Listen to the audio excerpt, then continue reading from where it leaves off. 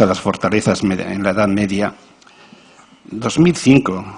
O sea, que quiere decir que no estoy cogiendo ahora lo de ahora, ¿no? Todo esto es una... Bueno, y me he traído esta perla del Diario Vasco, que para algo vengo de allí, yo, de Guipúzcoa, en lo que ya aquí lo que llegan son millones. Ya, ¿para qué vamos a andar, no? O sea, las fronteras españolas de África ya no están en Ceuta y Melilla, sino en el desierto donde pululan grupos islamistas y llegan millones de subsaharianos para saltar a Europa. Como salten a la vez, vuelca a Europa, ¿no? O sea... Bueno, esto, quiero decir, parece un poco así, ¿no? Pero claro, todo esto tiene su repercusión, ya veis aquí. Rápidamente cada cual barre para casa. La cúpula militar sugiere un cambio en la misión del ejército para frenar a los ilegales. O sea, que nosotros también queremos ahí estar en esta fiesta, ¿no? O sea, bueno, en fin, se equipara a Al-Qaeda, que sí, y bueno, y luego, bueno, he traído unas cuantas, pero... Nada, para que se vea todo esto de lo de las avalanchas, los ilegales, los asaltos, o sea, lo hemos venido escuchando a lo largo de años y años. Hace 2 semanas, precisamente para avalar, aquí las estadísticas se utilizan para lo que quiere cada cual, pues el gobierno decía, no, es que en los últimos, no sé si 3 años, decía, ha habido diariamente, no sé si eran 3 asaltos, salían, pues no sé, salían 3.000 asaltos bueno, no sé, o sea, cantidad de asaltos, ¿no? Claro, en la medida en que vaya como una lluvia fina cayendo sobre nosotros esta imagen de avalanchas, miles, pues claro, son una amenaza. ¿Cómo no van a ser una amenaza? Pero ¿quién nos dice usted que no es una amenaza? Usted está para allá, ¿no? Bien, bueno. Además, siempre las mayores avalanchas son registradas un solo día, todos los días son, ¿no? Bueno. Y fijaros cómo se ha venido denominando toda esta historia. Fuerteventura, la plaga. Hemos venido denominando la plaga a la llegada de esta gente. Fijaros en el titular. 5.000 ilegales, esto sí, a trochimochi ilegales, se abalanzarán este año sobre la isla Canaria, como hizo Babata Iru, que era el ciudadano este que se le veía antes. 3 patrulleras intentarán inútilmente contener la flota de pateras. O sea, todo un lenguaje bélico, toda una imagen que no se corresponde para nada. En la época en la que llegan los cayucos a Canarias, o sea, no se genera, ni hay ninguna plaga, ni hay una avalancha. Canarias siguió disfrutando exactamente igual del turismo europeo, no hubo ningún problema. El problema lo tuvieron los miles de personas que vinieron en los cayucos, las centenares y centenares de personas que se murieron ahogadas, las condiciones inhumanas en las que se les retuvo en unos cuarteles, en unos viejos cuarteles militares, y que todos ellos fueran devueltos. Eso sí es realmente un drama y una plaga creada por nosotros. Bien. Finalmente, pues, la Eurocámara, que a veces dice que no le gusta que se les vea a los guardias civiles pegando, pues finalmente hace 3 días pues lo que acaba haciendo es dando dinero para las fronteras, que es lo que pide España. Por cierto, el otro día dijo el ministro que cuando un periodista le pregunta, bueno, pero la Cecilia Malmström ha dicho que hay ha podido haber una relación de causa-efecto entre los disparos de los guardias civiles y la muerte y tal. Dice, yo me he entrevistado con la señora Malmström, he estado en una reunión de los ministros de Interior de todos los países y no se ha hecho ni una sola crítica a España. Una de dos. O el ministro miente, o aquí nos cuentan una película los medios, pero luego en casa están todos de acuerdo. Esto lo dijo, yo se lo doy en la tele al ministro. Bien, entonces, está claro que la política de cierre de fronteras es, por un lado, una inmensa tragedia que ha convertido en una inmensa fosa común el Mediterráneo y que a su vez es un fracaso, porque, digamos, siguen llegando la gente. ¿Cuál es el problema? O uno de los problemas gordos es que hay un consenso de fondo absoluto entre las fuerzas políticas que tienen responsabilidades de gobierno, tanto en España como en la Unión Europea. Ese es el problema. Y hemos visto pues el PP cómo actúa. Bueno, pero es que el Partido Socialista, también volviendo a 2005, llevó el ejército a las vallas. Hubo también 5 muertos. ¿Saben ustedes de alguna comisión que se creara para aclarar esas muertes? Pues lo mismo que dice el gobierno de ahora. Eso pasó en Marruecos, eso fue en el lado marroquí, no, nosotros no, ¿eh? Y metieron al ejército. Bueno, metieron al ejército, pusieron, en fin, El Mundo le da portada al ejército, pero fíjense ustedes qué curiosa la portada ese mismo día del País. O sea, está sometido al juego de la política de inmigración. Entonces, en esa época, El Mundo tenía que darle en el ligadillo al Partido Socialista. Bueno, pues entonces sacó el ejército con todos los militares, las fuscas, todo. El País, bueno, lo que saca es el lado, no, aquí no aparece el ejército, aquí salen las escaleras, las vallas, digamos, el asalto. En fin, entonces, la reacción del Partido Socialista en los años que ha estado en el gobierno no ha sido básicamente distinta en lo que hace al fondo de qué es lo que hay que hacer en la frontera. Impedir que la gente pase. Y si hace falta se ponen las cuchillas, concertinas, esa maldita palabra no solo fue inventada, sino que además fue implementada con Zapatero. Luego lo quitó, pero quiere decir, en eso hay una política de fondo muy común. Hombre, a ser posible que no tiren a dar a la gente que está en el agua. Pero, bien, entonces, el Ministerio de Interior socialista decía que, claro, si sigue habiendo más asalto, pues va a haber situaciones no deseadas. ¿Qué se quiere decir con esto?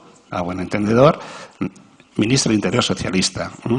Bien, el ejército, obviamente, se planteaba aquí, lo que tiene que hacer es usar las armas. Y si no se le deja usar las armas, lo arrollan. En fin, todo esto pasa, insisto, con el Partido Socialista. Bien, no, yo creo que no se me ha acabado aquí, o se me ha acabado.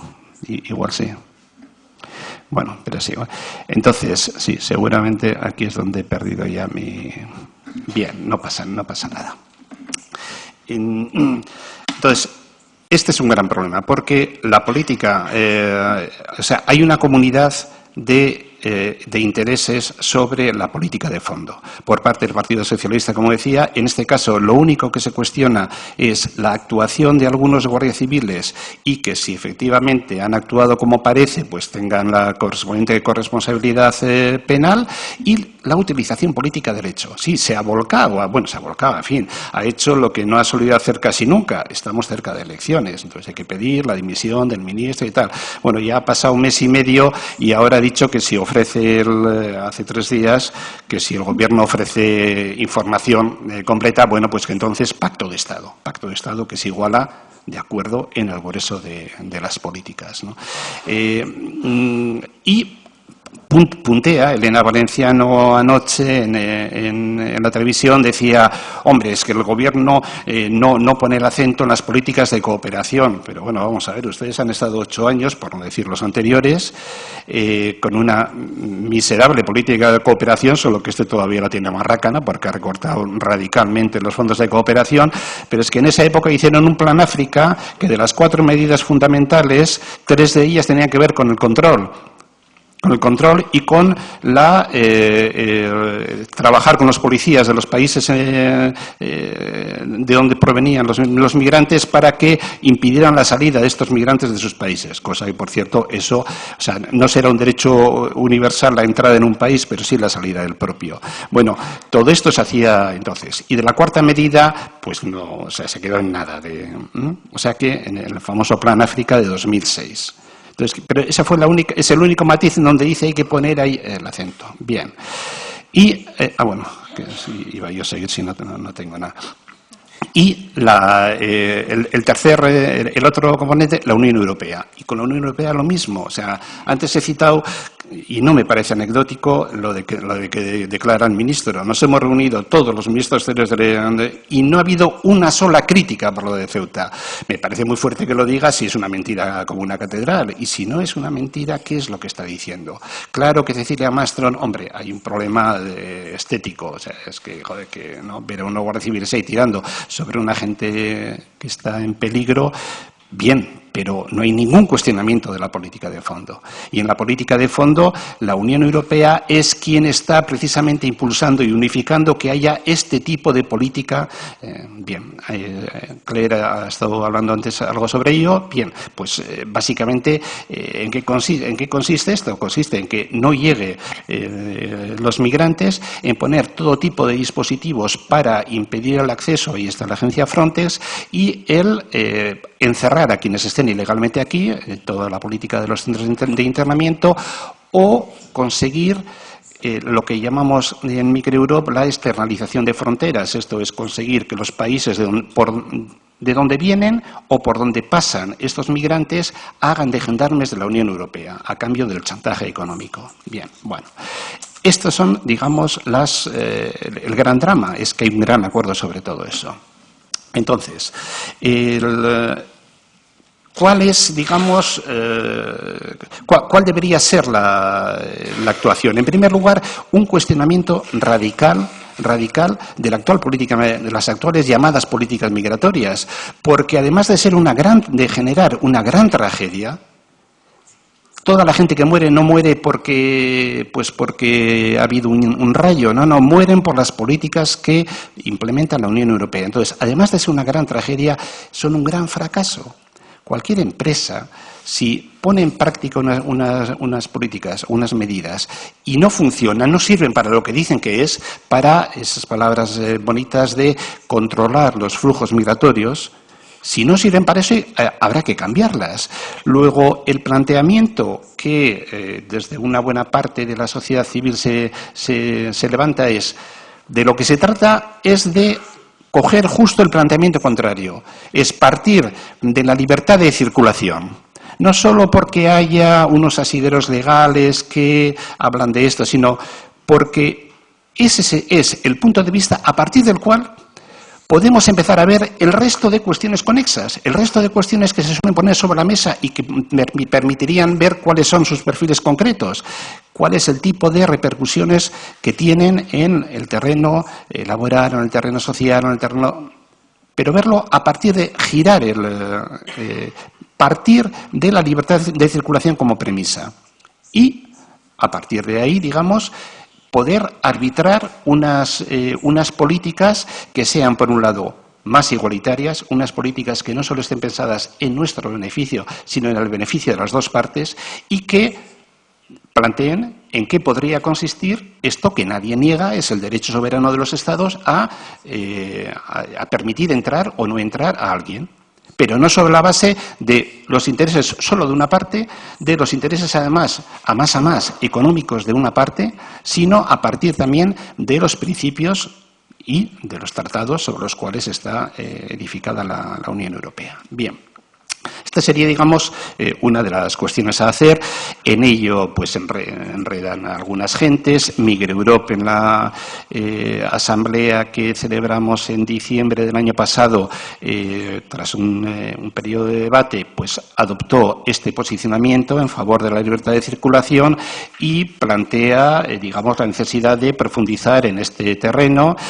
También desde MUGAS o Racismo, pues venimos impulsando un cierto debate.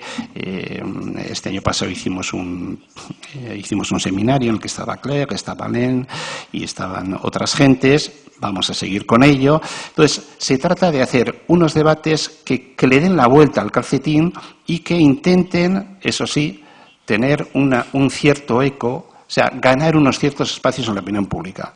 No adelantamos nada si los cuatro que estamos muy convencidos de estos somos los que levantamos esa bandera. Pues bueno, pues nos dejarán en una reserva india. Pues muy bien, ¿no? O sea, hay que pelear, hay que tratar de ganar apoyos, hay que tratar de defender la legitimidad y la importancia de todo esto. Y esto, en fin, lo digo porque creo que no siempre se tiene en cuenta. Bien. Este, digamos, sería uno de los... Me quedan 5 minutillos, voy acabando, tranquilos. Este sería, digamos, uno de los planos, una necesidad de reformulación en el plano estratégico de las políticas migratorias que se vienen haciendo. Un cuestionamiento de lo que hoy en día se hace, no funciona para lo que sirve y es una gran tragedia que tiene sus responsables. En segundo lugar, digamos, a un segundo nivel, trabajar en aquellas consecuencias indeseadas de esas políticas. Esto se puede trabajar en muchos terrenos, pero bueno, algunas de las entidades que estamos aquí, de Migroup, etcétera, trabajamos sobre el encierro de las personas que no han cometido ningún delito y que son confinadas en los CIES para su expulsión, los centros de internamiento. Bien, esta es una actividad sobre la que se vuelca Migroup, es una actividad en la que hay miles de militantes implicados. Aquí en Madrid se lleva un trabajo muy, muy importante por compañeros y compañeras de Sorracismo, de Ferro, de otras entidades. Este es un nivel muy importante, es documentar qué es lo que está pasando ahí, denunciarlo e intentar que en la opinión pública se deslegitime esa política. Primero se conozca. La inmensa mayoría de la población no sabe que existen centros de internamiento y todavía hay gente que se nos creemos que porque tengamos un análisis muy acabado, pues ya está. Pues no está. No está. En ese mismo programa de ayer de la televisión, de ahí se puede coger lo que se quiera, el programa no estaba mal, a pesar de que estuvo antes Elena Valenciano. Pues a todos los que pusieron la alcachofa en la calle, nadie sabía que eso era de un CIE, eso que es algún gimnasio, el otro decía no sé qué, o sea, bueno, entonces, una labor muy importante, dar a conocer la existencia de los centros de internamiento, dar a conocer lo que ahí ocurre y exigir su cierre. Lo mismo en lo que hace a las políticas de partenariado, a estas políticas de la que la Unión Europea despliega con otros países para que hagan de gendarmes y no dejen que lleguen las personas migrantes. Y lo mismo, sobre eso documentar y denunciarlo. Es otra actividad sobre la que está muy implicada Migroup y otras muchas gentes. Y lo mismo respecto a aquellos mecanismos que la Unión Europea pone en marcha. Claire nos ha hablado de Frontex, nos ha hablado de la Agencia de la Unión Europea, esta red de información que va a ser el Eurosur, va a ser ya el Nova Más. Todo esto que también nadie conoce. Nosotros sí, pero la inmensa mayoría de la población no. Hay que documentarlo, hay que denunciarlo y hay que ver cuáles son sus consecuencias. Y en tercer lugar, y ya voy acabando, hay que trabajar en el día a día y hay que intentar minimizar estas terribles consecuencias que tienen las políticas migratorias actuales. Y digo en el día a día porque, claro, cuando se plantea qué se puede hacer, por un lado, bien decimos, y es verdad, hay que cambiar las políticas de cooperación, hay que cambiar el intercambio desigual, hay que cambiar tantas cosas que es casi como decir, ¿no? Entonces, pero se pueden hacer muchas cosas en lo concreto. Y voy a ceñirme a una, sobre Ceuta y Melilla. Bueno, pero si está chupado, arreglar eso. Hay que intentar acabar con esta sensación paralizante que te dice mucha gente, ya, pero ¿y qué vas a hacer? Fíjate, pero si es que tienes 30.000, 40.000, 80.000, bueno, como me vaya animando, millones incluso, ¿no? ¿Qué puedes hacer, no? Bueno, pues además de que digamos que efectivamente hay que cambiar las políticas migratorias, todo eso hay que seguir manteniéndolo, cabría una intervención con mecanismos que se utilizan en otras circunstancias, si se quisiera. Vamos a ver. En primer lugar, una de las cosas que tiene que hacer es implicarse la Unión Europea, claro. No me ha pagado el ministro del Interior, O sea, él también dice que... Pero él dice que se tiene que implicar la Unión Europea para hacer más infranqueables las vallas. No, yo digo que se tiene que implicar la Unión Europea porque, obviamente, la inmensa mayoría de la gente que quiere pasar no es porque es que les caigamos chupi, piruli los españoles, ¿no? Sino quieren llegar a Europa. Bueno, pues hay unos mecanismos que son de regularización, que se han puesto en marcha en España durante cantidad de veces. Se han regularizado cientos de miles de inmigrantes, cientos de miles, no 5.000, 8.000 o incluso los 30.000 que dicen que hay en Marruecos. Todo eso está muy cuestionado, habréis leído artículos. Bueno, aunque sean 30.000, aunque sean 60.000, o sea, eso no es nada para lo que, por un lado, habitualmente entra por todos los puertos, porque esta cara es la cara más dramática de la llegada, pero la inmensa mayoría, los cientos de miles de personas que llegan a la Unión Europea, llegan de manera legal por un aeropuerto y luego se quedan más tiempo del que pueden, del que tienen, para el que tienen la visa y se quedan en situación irregular, esto no genera ningún miedo, ninguna amenaza, ¿eh? Bueno, pues estamos hablando de muchísima menos gente. Bueno, pues los mecanismos de regularización existen. ¿Por qué no intentamos regularizar a las gentes que están ahí? Es más, casualidad, fíjense ustedes por dónde nuestro amigo el rey, el Mohamed, está haciendo una política de regularización ahora, hasta diciembre. Cierto es que ha puesto unas condiciones, o sea, de aquí te espero, pero va a regularizar a unos cuantos miles de inmigrantes, una parte de ellos muy importante, africanos, subsaharianos, que están en Marruecos. Bueno, ¿por qué no aprovechamos esa ocasión para intentar que se amplíen los, que es absolutamente... depende exclusivamente del rey de Marruecos, el que se amplíen las posibilidades de que entre más gente dentro de esa regularización. Bueno, pero además, y en todo esto la Unión Europea puede influir algo, pero además, ¿por qué no permitimos que todos aquellos que puedan tener motivos para solicitar protección internacional, esto es, derecho de asilo, que puedan acceder a territorio de la Unión Europea y pedir asilo en la Unión Europea? ¿Por qué no? Sí, es un principio que está en el frontispicio de los acuerdos y y ahí tenemos unos cuantos. Y no solo del África subsahariana que se dice, sirios. Pero parece que nos preocupa mucho la guerra de Siria, pero no los sirios. Además, mucha de esta gente que está ahí intentando entrar en Ceuta y Melilla tienen familiares en la Unión Europea. Muchos de ellos, cuando les hacen la entrevista, dicen, no, es que yo lo que quiero es llegar a París, a Le Havre, a Berlín, donde tengo unos familiares. Joder, fíjense ustedes, o sea, si permitimos una reagrupación familiar amplia, como se ha hecho en España, por supuesto, y en otros países durante mucho tiempo, podríamos acabar. Ah, claro, enseguida va a haber quien diga, ya, pero el efecto llamada, vaya. O sea, nos vienen machacando con el efecto llamada desde hace 10 años, va a poner solo, que me he remitido ahí.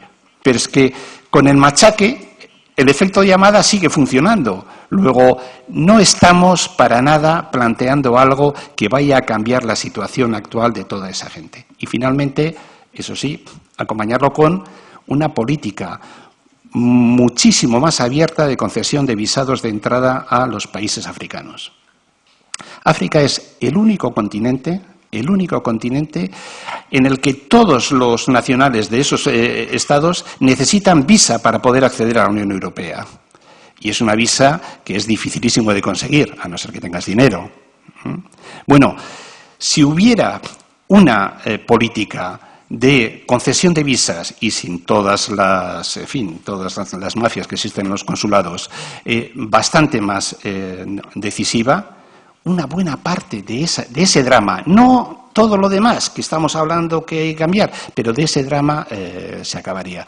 ¿Cuál es la diferencia? Es que pondríamos el foco sobre las personas, que es sobre lo que no pone ninguna de todas las instituciones. Nadie pone el foco sobre las personas. Este del periodista porque tiene buen tono o porque se vende bien esa historia. Bueno, pongamos el foco sobre las personas y resolvámoslo, pero si no hay ningún problema para regularizar a 40.000 personas que se están dejando la vida ahí, dejando la vida después de años de una trayectoria terrible. Y, bueno, ¿por qué no abordamos, digamos, de una manera, o sea, con ese, porque no se quiere resolver? Entonces yo acabo con esto, no es que no se pueda, no es que, pues hombre, realmente está la cosa, pero qué, es más, hasta podemos ponernos de acuerdo con los guardias civiles y decir que así les va a bajar a ustedes la presión, no sé si la prima también, pero les va a bajar la presión, ¿no? ¿Por qué no? ¿Por qué no se hace eso? Y eso no lo hace nadie, no lo hace ni la señora Malmström, ni la Unión Europea, ni por supuesto el Partido Popular, ni el Partido Socialista. O sea, ese es el drama. Y yo creo que deberíamos de reclamar también en ese terreno que nos expliquen por qué no adoptan unas soluciones que a corto plazo acabarían con unos sufrimientos increíbles y, por supuesto, con otras cosas como son esa situación de amenaza, de miedo, etcétera. Ahora, claro, no dejando que pasen y que se queden en Ceuta y Melilla, porque entonces, claro, obvio, ¿no? Y luego tenía una cosa, pero como ya he pasado de tiempo, que era citar algo sobre el reglamento de extranjería que se acaba de aprobar sobre los centros de internamiento, pero aprovecharé una preguntita luego.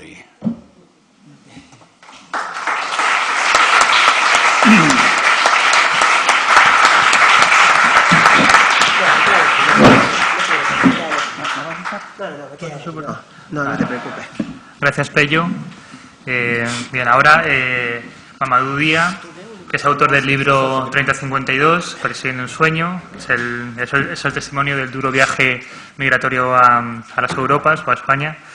Y también es fundador de la asociación sin ánimo de lucro Jajata y Sonrisas de Gandiol. Bueno, Mamadou. Hola, buenas tardes a todos. Muchas gracias a Claire y muchas gracias también a Pello. Muchas gracias a SOS Racismo y muchas gracias a toda esa gente que están aquí, que de verdad esta es una imagen de esperanza.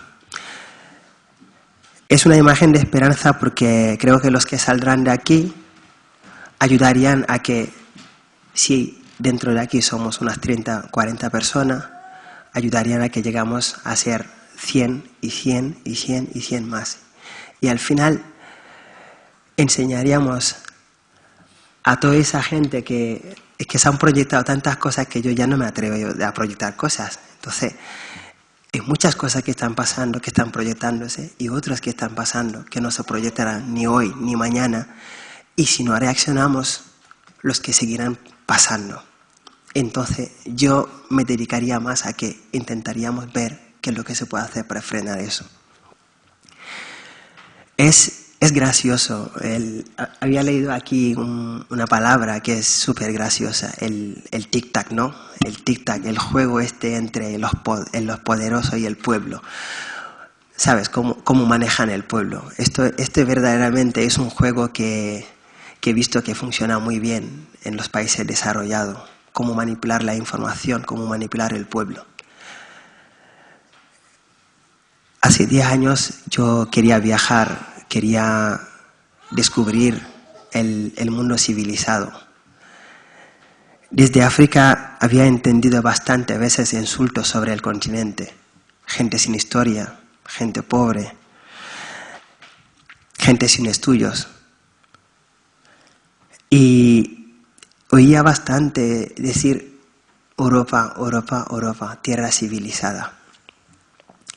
Pero desafortunadamente la tierra civilizada, su frontera, es una valla donde todas las mañanas se recogen cadáveres. O todas las mañanas humillan gente. Entonces, mi pregunta de poder saber lo que significaba civilizados, al final cuando he viajado y he tenido la suerte de estar en Europa, ya me pregunto, civilizado ya, creo que en los diccionarios había que cambiar el significado de esta palabra. Porque esto es todo excepto civilizado.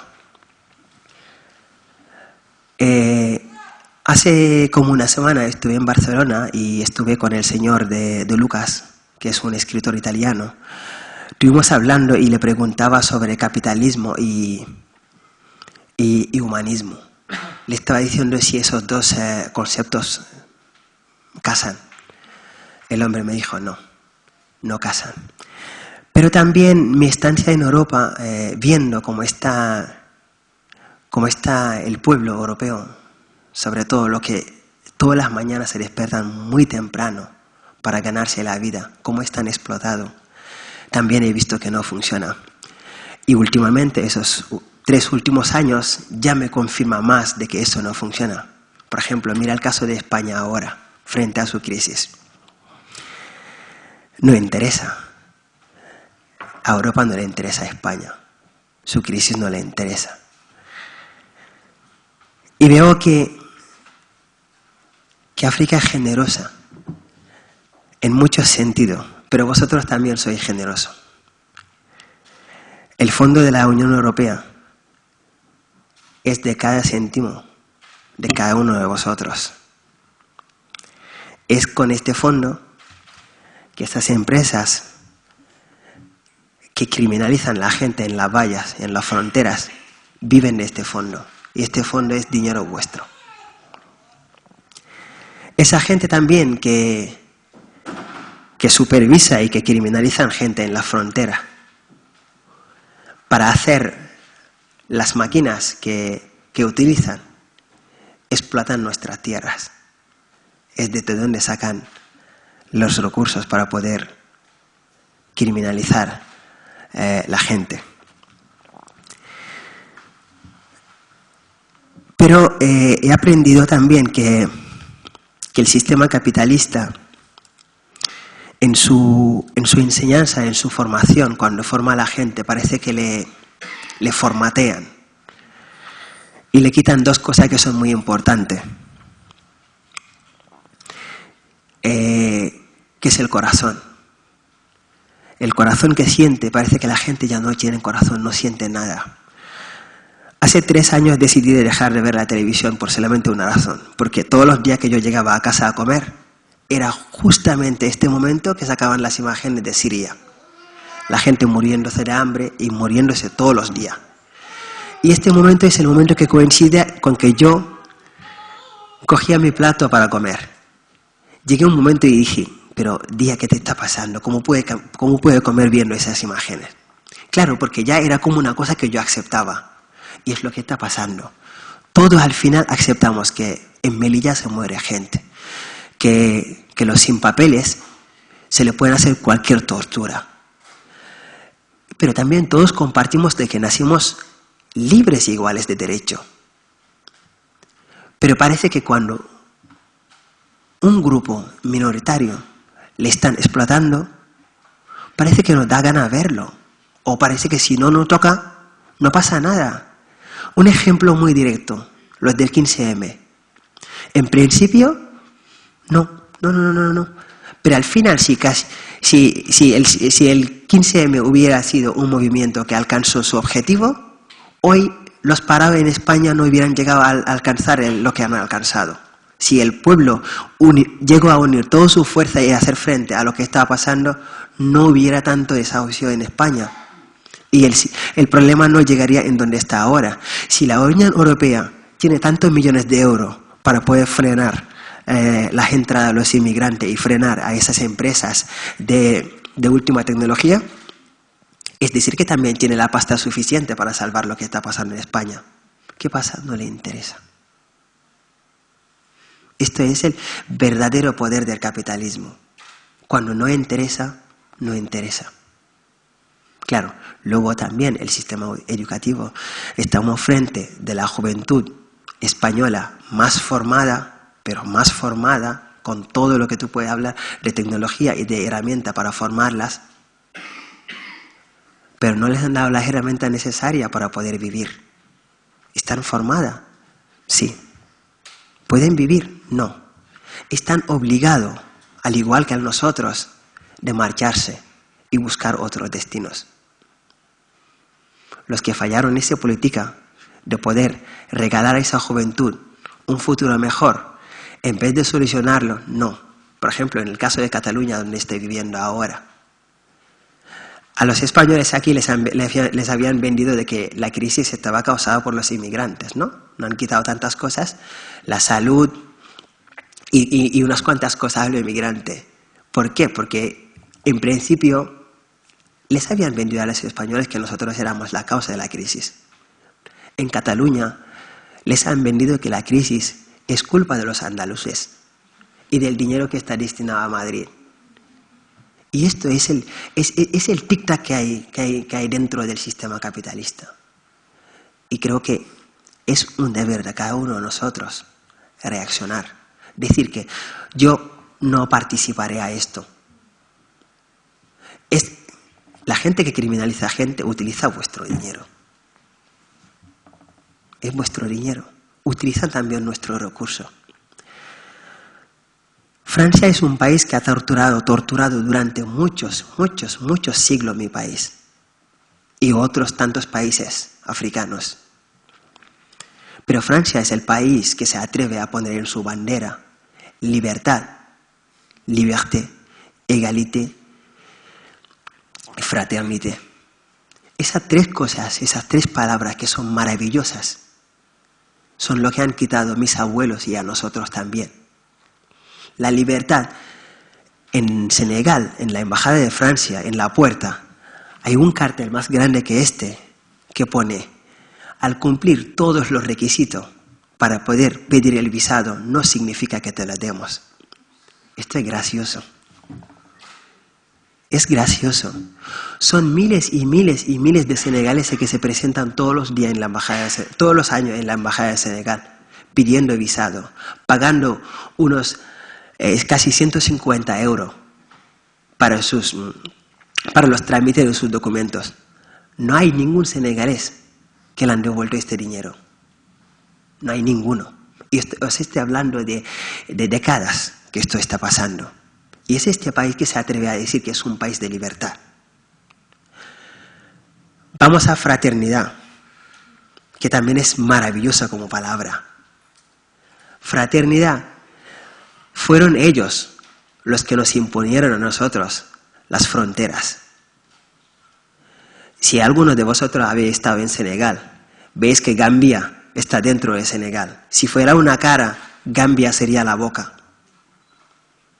Fueron ellos los que separaron familias, culturas, tradiciones. Hablamos de libertad. Yo lo sigo diciendo. Parece que esa palabra delante de un inmigrante, libertad, pierde su significado. Es con cargo. Se pueden decir tantas cosas, tantas barbaridades que está pasando. En principio, cuando empecé a tener amigos españoles, muchas veces me solían decir que los africanos son de raza superior. Yo pensaba que me lo decían solamente para caer bien, para que podamos tener una amistad. Pero creo que sí. Al final, cuando uno analiza la evolución de la historia, puede decir que sí.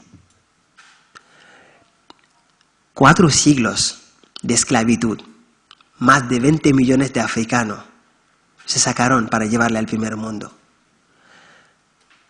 Casi 2 siglos que fueron de colonización, donde sacaron el 90% de la riqueza que tiene África. Luego ya, cuando decidieron irse y dejarnos, fueron lo que dijeron, ¿no? Les dejamos a sus tierras y nos vamos. No, le hicieron súper bien. A todos esos países les ataron en la cuerda de la deuda externa, que hoy en día en muchos de esos países superan 4 veces el PIB.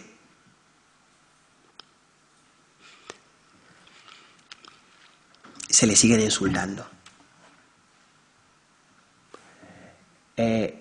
Los que se murieron en Ceuta nadaban mal, no sabían nadar. Se le siguen insultando. Delante de los ojos de todo el mundo y la gente quieta, como si nada hubiera pasado. Yo creo que ya es tiempo que haya una reacción humana. Ya es tiempo que la gente reaccione. Tomás Sankara decía algo muy importante. Los que nos hacen la vida imposible en África son los mismos que os hacen la vida imposible aquí. Así que tenemos el mismo objetivo. Yo creo que el resultado no está en la lucha, porque en la lucha uno crea enemigos. El resultado está en la enseñanza. Y sí que esa enseñanza África lo tiene. Nelson Mandela fue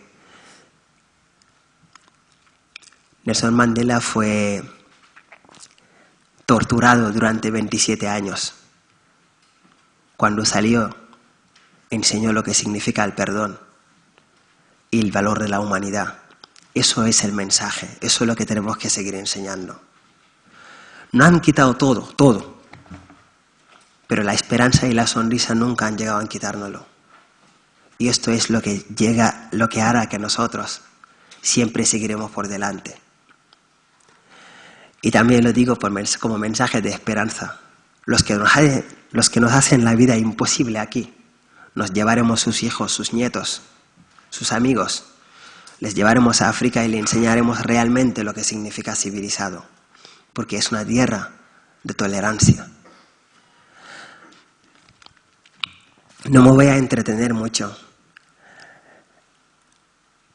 Decidí escribir el libro 3052 porque tenía mucha pregunta antes de venir aquí en Europa. La televisión es poderosa. Es muy poderosa.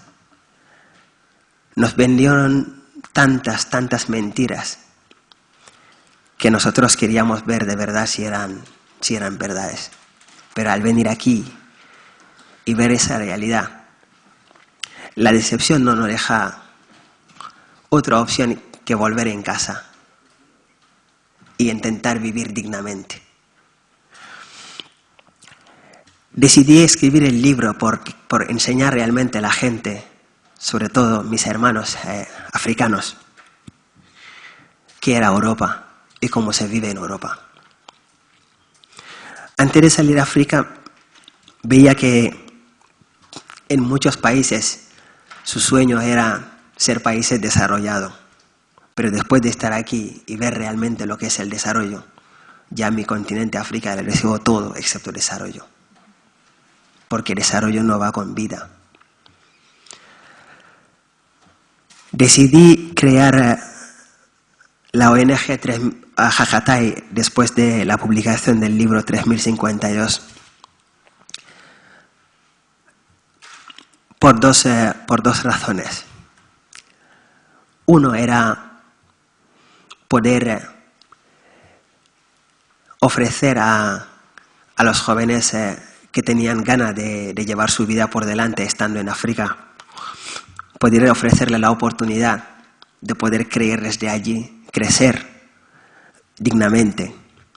Y la otra era poder difundir la verdadera imagen de África y la verdadera imagen de Europa. Esa verdadera imagen que no cruza Melilla. Y la verdadera imagen de África también, que no cruza Melilla, que no viene aquí. Es gracioso porque en las charlas que suelo dar en las escuelas, a los niños les suelen preguntar si conoce África. Y todos, sí, conocemos, sí. Y les pregunto, ¿qué conoce de África? Cuando empiezan a hablar, te dan la gana de taparte los oídos. Porque, claro, es lo que le cuenta a sus padres y es lo que le cuenta la escuela, lo que le cuenta la televisión. Tengo un amigo súper gracioso, Omar, que un día me dijo, madre mía, lo que me ha pasado hoy. Le digo, ¿qué te ha pasado hoy? Dice, es que he estado con un español y me ha hecho una pregunta, pero vamos, que nunca me había imaginado. Y le digo, ¿qué? Dice, pues el chico me ha preguntado si nosotros en África vivimos en los árboles. Y le digo, ¿cómo? Y dice, sí, me ha preguntado si nosotros en África vivimos en los árboles. Y le digo, ¿y qué le has contestado?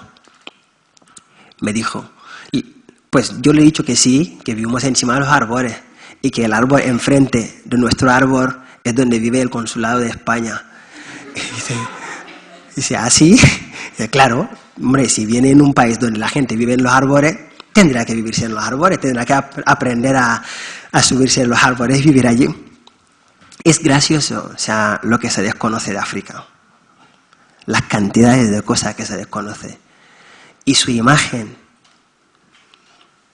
manipulada, falseada, que se ha vendido aquí. Y sobre todo con los ONG. África es tan rica y tan generosa que hasta su pobreza beneficia a Europa. Es gracioso porque en los proyectos de cooperación veo mucha gente que te habla de cooperación. Yo me acuerdo un día, un voluntario de una ONG en la puerta de mi casa me paró y me dijo, hola, buenas. Digo, hola. Dice, soy de tal ONG que estamos haciendo una campaña para África y tal. Digo, vale. ¿Y de qué? Dice, ¿sabe que se muere mucha gente de hambre, no sé qué, no sé cuánto? Digo, ¿sí? Dice, sí. Y nosotros intentamos ayudarles para que no se mueren de hambre, facilitándoles esto y eso. Digo, ¿sí? Dice, sí. Le digo, ¿en qué parte de África estoy trabajando? Me dice, pues estamos trabajando en Senegal. Digo, ¿ah, sí? Sí. Me dice, ¿tú de dónde eres? Yo le digo, pues yo soy de Guinea. Claro, no le podía decir que soy de Senegal. Sobre todo las ONG, que para llegar para ellos, el mensaje directo para llegar a los que pueden empatizar es ponerle la imagen de un niño que sufre. Y esto también creo que es un deber de todos nosotros, a que dejen de vendernos eso. Que realmente si hay 10% de esas ONG que le están haciendo bien, que no digo que todos lo están haciendo mal, pero hay un 10% que seguramente le están haciendo bien. Pues ese 10% que intentan coger fuerza y seguir haciéndolo bien y contagiar a los demás, que no son nada más que empresas. Cuando decidí crear Jajatai era porque llevaba bastante tiempo trabajando en el mundo de la cooperación y con mucha ONG. Veía tanto dinero que se destinaba a gestión de proyectos y de personal y de su imagen y de su marca, que al final se convirtieron en empresas todos. Y muchos de ellos utilizaban el 5% de las donaciones para hacer sus actividades. Y realmente esto es algo que deberíamos también intentar parar, porque somos lo que este dinero es vuestro dinero, que se utilizarían en las mejores condiciones, no para eso. Pero bueno, lo que digo, que es tan generosa África, hasta su pobreza crea oportunidades para lo que llamamos el primer mundo. De las imágenes que hemos visto de las personas que se han muerto en Melilla, ahora también yo creo que nuestro mensaje ahora es más entendible, ¿no? La gente le entiende más porque son tantas jóvenes que están aquí que no pueden estar aquí con sus padres ni pueden estar aquí con sus madres. ¿Por qué? Porque han jugado con su sueño, han jugado con su futuro y se tienen que marchar, al igual que nosotros, se tienen que marchar a la búsqueda de un futuro mejor. Creo que nuestro mensaje se entiende muy bien porque están afectados al igual que nosotros y se tienen que marchar sin querer. Si realmente nosotros no nos comprometemos a cambiar la realidad siendo base de ejemplo de este cambio, no hacemos nada. Y esto creo que es lo que hay que intentar hacer. Cuando doy charla muchas veces en las universidades y tal, les digo que yo no escribí 3052 por lo mal que lo pasé. No. Yo 3052 más bien le he escrito por la cantidad de fuerza y de aprendizaje que he sacado en este camino. Y durante este largo viaje que no se terminó en La Gomera, en la costa de la Canaria, sino que sigue hasta ahora. Esos aprendizajes creo que es lo que hay que compartir en 3052 y no lo mal que lo pasó el pobre inmigrante. Y muchas veces la gente dice que qué mal. No. Es el aprendizaje directo, la motivación que se sacó de este viaje, la fuerza que se sacó de este viaje y saber que ya, más que nunca, es posible que haya un cambio. Pero también debemos de comprometernos para ser los ejemplos de este cambio, para que las cosas puedan mejorar. Decidí hace unos meses de volver a Senegal y trabajar allí. Porque realmente yo creo que el sueño que había soñado o la realidad que pensaba que me esperaba aquí en esa tierra no tenía nada que ver con la vida que he vivido aquí. Y al final uno se ve capacitado para poder emprender un futuro, porque claro, yo desde que he cruzado el Atlántico para mí nada es imposible.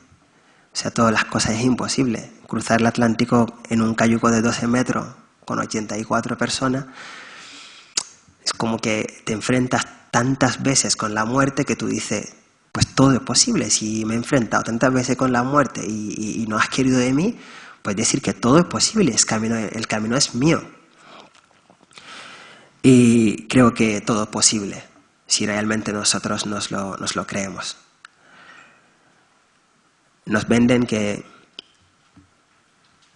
los que organizan los viajes de los inmigrantes son mafiosos. Pero realmente os lo he comentado, los mafiosos son los que utilizan vuestro dinero para pagar a las empresas criminales que criminalizan a la gente en las fronteras. Yo digo que antes de quitar Melilla, que sí que es una frontera física, primero deberíamos de romper la frontera que tenemos entre nosotros.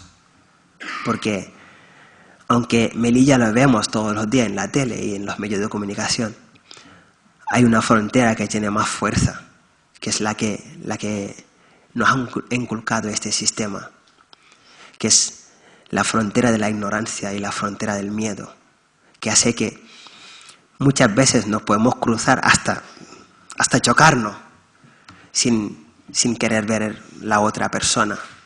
Esas fronteras son las primeras fronteras que hay que romper para poder unirnos, y cuando nos unimos tendremos una fuerza. El ejemplo es muy fácil. Yo 1 a 1 creo que puedo sacar a todo el mundo aquí, pero si hace un bloque y yo os intento sacar de esa sala, no voy a poder. Y creo que esta es la fórmula. Muchas gracias a todos. Me voy a detener aquí.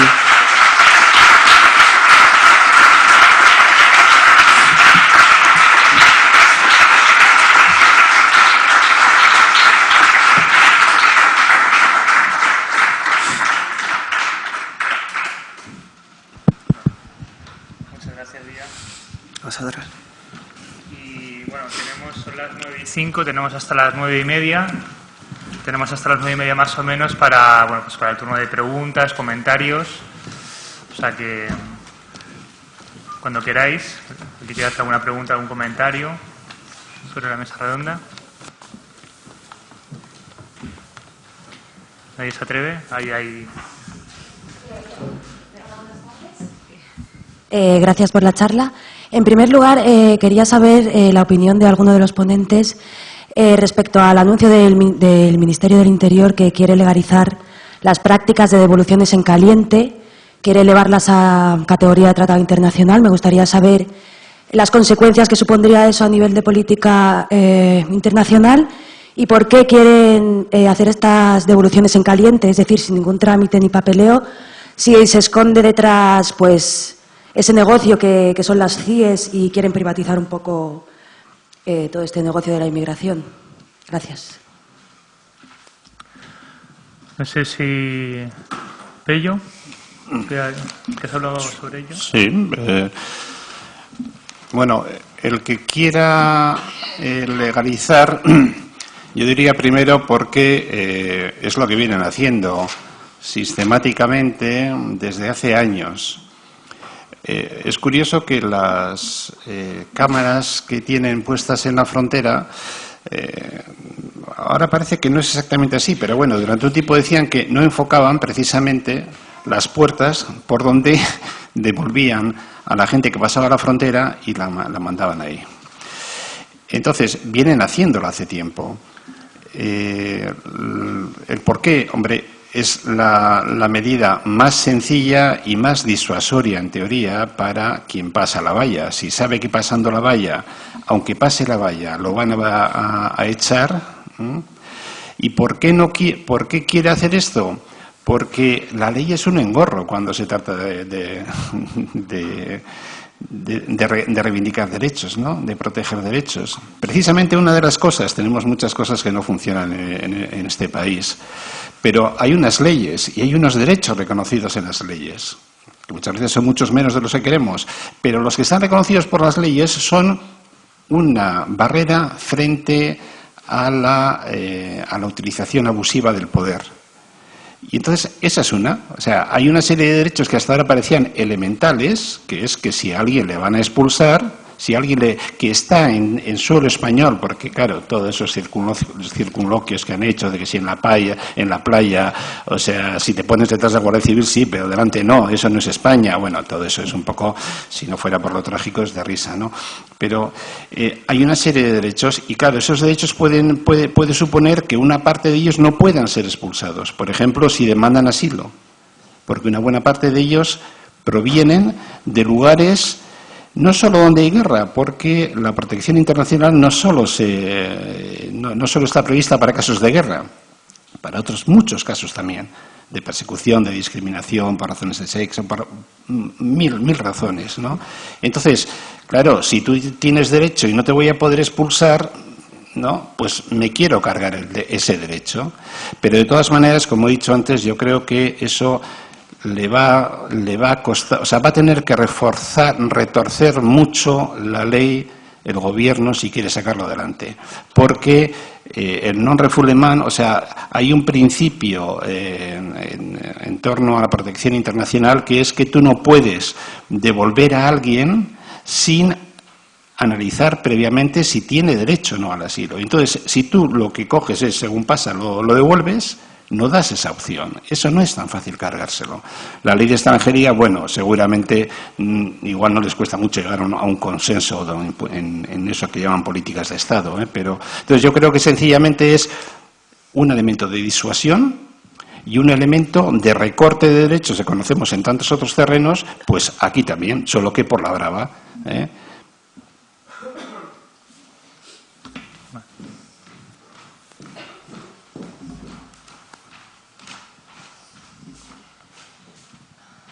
Muchas gracias. Comentar unas cosillas, sobre todo muchas gracias por ir a las causas, ¿no?, de los problemas que estamos viendo, que mucha gente que nos dedicamos o empleamos nuestro tiempo en sensibilizar, en lo que hablábamos de educación, pues al final siempre acabamos haciendo el ciclo, ¿no?, el círculo de lo que decía Mamadou, del robo de los recursos, desde la pesca, las minas, etcétera, etcétera, y como al final somos gente pobre, luchando contra gente pobre por puestos miserables y por esa exclusión y explotación. Por otro lado, también pues invitaros a que en mayo viene gente que está en Berlín, los refugiados que están ahora haciendo un campamento allí en Berlín para que no les expulsen, mucha gente de distintas partes de Asia también, y estarán aquí en Madrid para hablar de su situación, porque van a hacer una marcha por la libertad para ir a la Unión Europea, a la sede de la Unión Europea, y denunciar lo que están viviendo tanto los refugiados como los inmigrantes económicos que ellos denominan.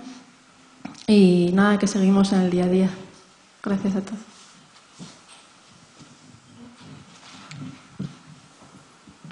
¿Alguna pregunta más? Pues voy a aprovechar, me cuelo y le voy a hacer una pregunta a los ponentes. Ya lo sabéis, pero este sábado ha sido publicado el reglamento de los centros de internamiento extranjeros. Bueno, yo no sé si tenéis la sensación, no sé si lo habéis leído. Sí que hemos repartido pues un comunicado de la red Migro Europe, donde hay unas valoraciones. No sé si podéis en que se pueda afirmar que este reglamento va un poco por la línea esta que decía Clegg sobre la privatización de los centros, ¿no? Apunta un poco, o aquí aún estamos lejos pues del modelo este del negocio absoluto y la privatización total que hay en los Estados Unidos. Y ya de paso, pues alguna valoración más sobre el reglamento. Hombre, no, ciertamente estamos no lejos, estamos lejísimos. Quiere decir aquí el reglamento no cambia para nada el carácter, digamos, de responsabilidad pública por parte del Estado sobre los centros de internamiento.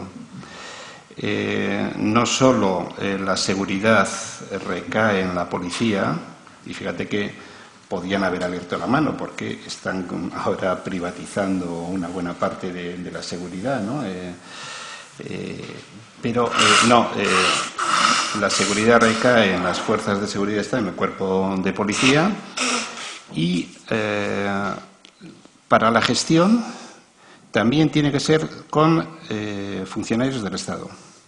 Y luego hay una parte que es la que, digamos, podría privatizarse, porque efectivamente va a ser asumida bien por empresas o bien por entidades no lucrativas, que tiene que ver con la parte más de la parte médica, tampoco, porque los responsables, el médico, tiene que ser del cuerpo general tiene que ser del cuerpo de salud, pues aquí de hecho decía yo, de la seguridad social.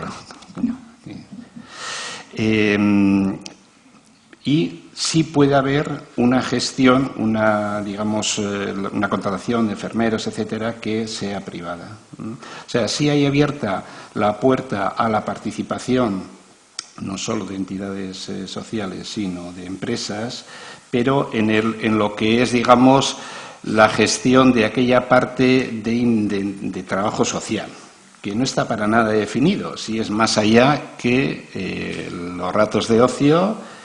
Y ahora ya hay privatizada, pues, por ejemplo, la comida. Las comidas en una serie de centros están contratadas con empresas fuera, ¿no? Pero, es decir, está lejísimos todavía de la gestión que se puede llevar en Gran Bretaña o, por supuesto, en Estados Unidos, que es el centro, se gestiona tanto en la seguridad como en el conjunto de recursos destinados a él por parte de una empresa privada, ¿no? Y por lo demás, el reglamento que ha salido, efectivamente, ahí tenéis, a quienes os interese, tenéis ahí una valoración hecha por las organizaciones españolas de Migra Europe sobre el reglamento que ha entrado en vigor justo hoy. Y lo que decimos es que las razones por las cuales se generó un movimiento muy importante, una plataforma que se llamaba Que el derecho no se detenga a la puerta de los CIE, que reivindicó el que ese reglamento recogiera aquellos derechos que la ley no priva, en teoría, a las personas ahí encerradas, que la ley dice, como el actual reglamento en su preámbulo dice, que solo están privadas y todo lo que no debería de existir. Además de decir que estamos en contra de la asistencia de los CIE, vale, pero nos preocupa también la gente que está derivada en los CIE. No solo que haya que cerrar los CIE, que sabemos que es una batalla de mucho recorrido. Y entonces, eso que se planteó, el grueso, no todo, pero el grueso de demandas que se hacían, de propuestas que se hacían, no están recogidas en el actual reglamento. Y entonces, por eso decimos, si el anterior borrador al cual esta red planteó toda una serie de propuestas no era considerado una base a partir de la cual poder discutir, eso es lo que dijimos en el documento que en su día planteamos, obviamente esta ley que ha salido ahora no puede sino ser rechazada por toda esta red, puesto que, y ahí punteamos, sigue habiendo un modelo policial, se permite que sean confinadas lo que se llaman personas vulnerables, que es niños, gente mayor, gente embarazada, familias. No permite una libre en relación con las familias. Las visitas familiares están lejos de cualquier respeto a la intimidad. Los que hemos entrado en algunos CIE sabemos cómo se realizan las visitas a través de unas mamparas, a la vista además de la policía. Todo esto está permitido en el actual reglamento y además encima se recortan las posibilidades de días y de horario para poder estar. Las entidades sociales que ejercemos una cierta labor de control y de denuncia de lo que pasa, no tenemos ningún derecho a entrar. El derecho, digamos, está condicionado a que se firme un convenio de colaboración con el Ministerio del Interior y, por tanto, entre otras cosas, está en manos del Ministerio del Interior el firmarlo o no. Se permite en los cacheos incluido el desnudo integral. No hay un acceso libre a la sanidad pública.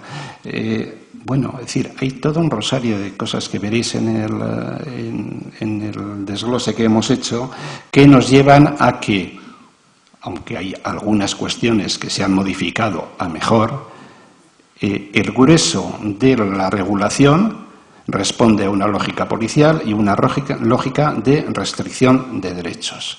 El otro día el ministro, casi yo diría que hacía un chiste en la rueda de prensa del Consejo de Ministros que daba cuenta de, pero yo creo que no era un chiste, aunque dijo, bueno, y como ahora, en fin, ha llovido mucho desde que se hicieron los centros de internamiento, ahora vamos a permitir que las visitas lleven pues algún mecanismo que pueda sacar una foto, algún tablet, para que puedan sacarles una foto para mandar a sus familias. O sea, esa era toda su visión, o sea, que sacaran una foto, además que saliera bien, luego con Photoshop, ¿no? O sea, cuando obviamente tiene que tener derecho al acceso a Internet, al móvil. La ley, o sea, es que están en condiciones peores que en las cárceles, sencillamente. Y eso es algo que la ley dice que no puede ser. Entonces, bueno, por todo eso, el reglamento que finalmente ha salido es un reglamento que nosotros rechazamos.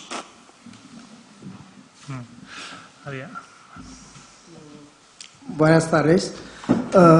Mi pregunta es, ¿qué les parece a ustedes el silencio cómplice de las autoridades africanos? Porque yo, como africano, me siento muy indignado por el silencio que hay. No hemos visto ningún país africano o la Unión Africana hacer ningún manifiesto público ni nada. Gracias. Esta es mi pregunta. Vale. Sí, claro. Bueno, hermano, verdad, esto es algo que sentimos todos, ¿no? En plan de que yo más que silencio le llamo prostitución, porque es una prostitución, la prostitución intensa de nuestros líderes frente a esta realidad. Bueno, es que Europa puede controlar sus fronteras y sus cosas, pero no le basta, ¿no? O sea, como que yo controlo lo que está a mi alrededor, lo que está a mi alrededor, y más allá, ¿no? Voy allá y controlo lo que hay allí. O sea, la Guardia Civil, por ejemplo, española, se iba hasta las costas Marruecos para poder controlar, ¿no? Luego que le pueden financiar y sabe que pueden financiar sus materiales de control, de salida a financiar la policía con materiales nuevas para que puedan controlar su costa y tal. Y todo eso frente a unos líderes africanos que siempre agachan la cabeza y dicen sí. ¿Por qué motivos? Por muchos motivos que viene a ser la herencia de la colonización, y más bien, o sea, los cicatrices más bien de la deuda externa, que lo que decía un exministro senegalés, Hamidou Kane, lo que decía que nosotros muchas veces nos sentimos como una prostituta y su cliente, ¿no? Es como que ahora mismo yo estoy en tu mano, di lo que tú quieres, hasta la hora que yo me vaya, ¿no? Vale, si quieres que te financiamos esto y esto y esto y esto y esto, tendrá que aceptar esas políticas. Y al final, si no la aceptas, ¿qué ocurre? Muchas veces lo que ocurre en muchos países, por ejemplo, donde hay riqueza, hay una gran presencia de rebelión, o sea, súper armada, que tú sabes que esos rebeldes no pueden financiarse. ¿Por qué? ¿Qué pasa? Pues está detrás de esa rebelión, pues está muchas multinacionales, muchas empresas fuertes, o sea, está la Unión Europea, está Estados Unidos detrás, que o haces la política que ellos quieren o te vas. Es horrible como mataron a Patrick Lumumba, a Thomas Sankara, en plan de que vemos que este tiene un buen discurso, vemos que este tiene muy buenos seguidores y es potente, si le dejamos va a comer la cabeza a todos los africanos. ¿Y qué pasa? De aquí a 10 años todos nuestros intereses en esas tierras desaparecen. No nos interesa. ¿Qué hacemos? Pues armar un discurso muy bien, deformar toda la realidad y meterle contra su pueblo, que es más grave todavía, que toda esa gente murieron en manos de africanos. Thomas Sankara fue matado por su mejor amigo, por ayuda de la Francia. ¿Cómo se llama el otro? Lumumba fue matado por su compatriota, Mobutu, por mano de Estados Unidos y las belgas. Y así sigue. Entonces, no cabe desarrollo en esos países si no tienen una autonomía de libertad. Y esos países tienen todo excepto independencia. No lo tienen. Nosotros, nuestra moneda, antiguamente, qué bonito como cambiaron las signas, ¿no? Antiguamente Senegal tenía CFA. Y de hecho lo sigue teniendo, pero antiguamente CFA significaba colonia franceses de África. Y ahora los franceses, para quedar bien, después de devaluarlo en 93, pues le llamaron comunidad financiera africana. Pero siguen guardando la misma, o sea, siguen guardando las mismas letras. Y esa divisa es de Francia. Si le apetece mañana, lo sube.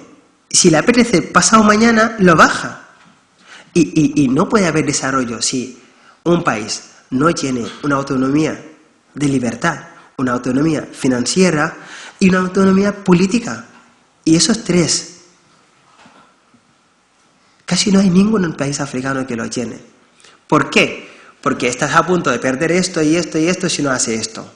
Si no hace esto, pues perderá eso. Y al final, pues una prostitución ilimitada, o sea, que no puede parar, que sigue habiendo. Entonces, realmente, para que muchas veces se nos hace la pregunta de qué se puede hacer frente a todo eso. El otro día en un programa de televisión gallego, uno que era el ex vicepresidente de la Junta de Galicia, me dijo, ¿qué quiere? ¿Que nosotros seamos buenos, abremos la frontera? Le dije, no. Vosotros cuando abréis la frontera no vais a ser buenos. Cuando abréis la frontera vais a ser gente civilizada. Para ser bueno, los multinacionales cuando les sobran la basura no le mandan a África y a ahogar esas empresas, pequeñas empresas locales y nacionales que no pueden competir con ellos. Y esto al final es lo que mata la producción nacional y lo que hace que pues la gente se tiene que sacar la vida donde sea. Pero sí que el mensaje también está en que los jóvenes creen en que el cambio está en su mano, todos los jóvenes africanos.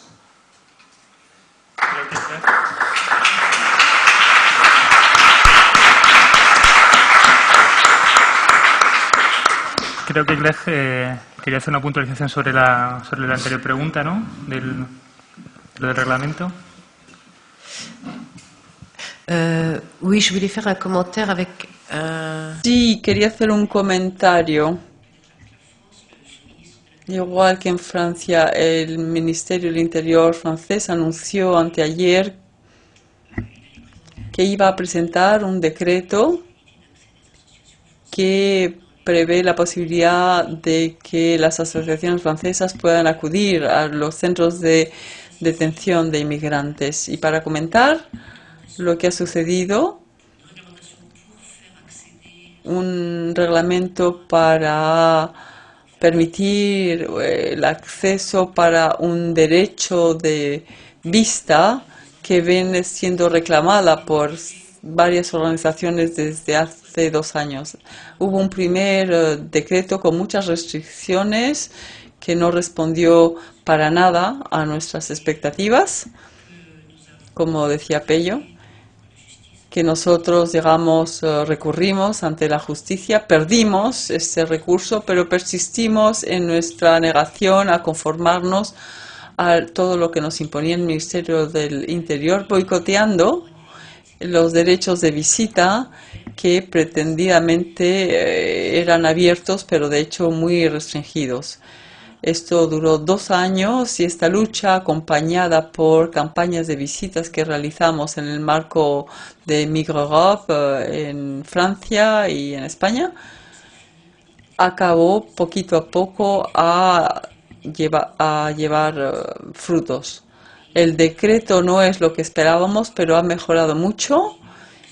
Debemos seguir y tenemos que aprovechar esta emulación entre países vecinos que trabajamos por las mismas causas y con ministerios del interior que se parecen bastante por su política.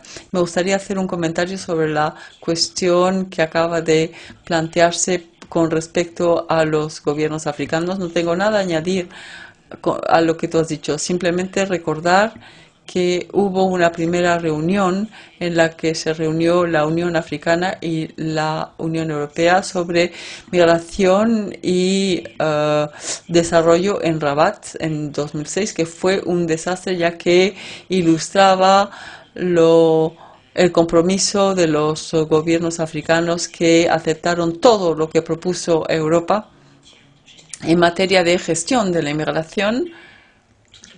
Toda la política migratoria de Europa fue aceptada por los países africanos y lo único que fue presentado a favor de los inmigrantes fue la bancarización de las transferencias de fondo. Es decir, lo que los inmigrantes, las remesas que envían los africanos a sus familias habitualmente. Recuerdo que Le Soleil, la revista senegalesa, hizo un artículo titulado Europa cierra nuestras fronteras. Esto ilustraba muy bien, me parece, lo que sucedió. Me parece que la movilización puede servir de respuesta y una vez más en el marco de la red Migre-Europe reunimos asociaciones africanas, europeas y del Magreb, en fin, de África del Norte y de África subsahariana, y creo que es la fuerza de la amistad entre activistas que tienen que llegar a un acuerdo para que todo el mundo tiene que tienen que acabar ganando también, pero esto no es el caso ya que los inmigrantes son doble víctimas, digamos, de esta política europea y de sus propios gobiernos. Esto es algo que tenemos que denunciar.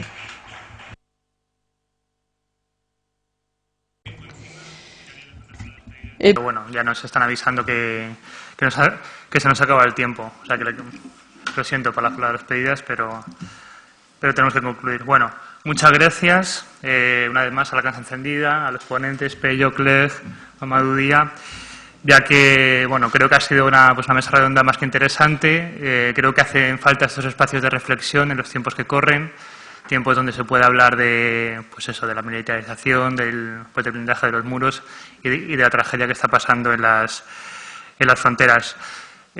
Por eso hemos celebrado desde Racismo Madrid esta mesa redonda de crecer los muros, pero otra política de inmigración es posible. Recordar que esto es solo el principio, que las jornadas antirracistas siguen de manera telegráfica. Simplemente recordar que los próximos actos, mañana en el Teatro del Barrio está la representación de los cuentos seleccionados en el concurso de Cuentacuentos, la ciudad de las mil culturas. El jueves 20 de marzo a las 8 en la Filmoteca se va a celebrar la proyección de los cortometrajes, que ya es un clásico de las jornadas antirracistas. Y el sábado 22 de marzo es la entrega de premios y la clausura de las jornadas antirracistas, que se va a celebrar en la sede del periódico Diagonal, en la calle de la Fe. Dar las gracias otra vez más a los ponentes, a los asistentes, ya que os hemos hecho venir aquí un lunes a unas horas intempestivas, a las traductoras una vez más, muchas gracias, y sobre todo a los activistas de Racismo Madrid, ya que sin ellos y sin ellas pues todo esto no sería posible. Gracias.